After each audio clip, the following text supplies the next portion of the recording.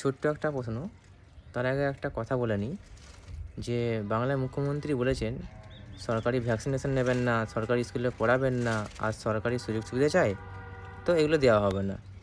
তো এই সাদা মনে কাদামাখা একটা প্রশ্ন যে ৫১টা আইটিআই কলেজকে বেসরকারিকরণ করানো হবে, যে এই যে ঘোষণা হয়েছে।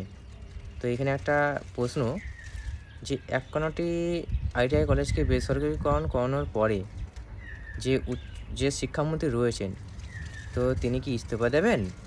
নাকি তিনি যে সরকারের কাছ থেকে যে সুযোগ সুবিধা যেগুলো পায় সরকারের তরফ থেকে, সেই সুযোগ সুবিধাগুলোকে তার থেকে বঞ্চিত করা হবে। কারণ ৫১টি কলেজকে যখন বেসরকারিকরণ করানো হয়ে যাবে, তো তার মানে তেনার তো অনেকটা দায়িত্ব কমে গেল, তাই না? তো দায়িত্ব কমে যাওয়া মানে তো তেনাকে তো এগুলো থেকে তো নিশ্চয়ই বঞ্চিত করা হবে, অথবা কিছু তো একটা তেনার কাছ থেকেও নেওয়া হবে। নাকি তিনি যেভাবে সবকিছু পেতেন সুযোগ সুবিধা, সেভাবে পেতে থাকবেন? কারণ রুলস তো সবার জন্য একই হওয়া উচিত না? যদি জনতার জন্য যদি হয়, তাহলে নিশ্চয়ই পদে থাকা লোকেদের জন্যও হবে। এটা একটা প্রশ্ন।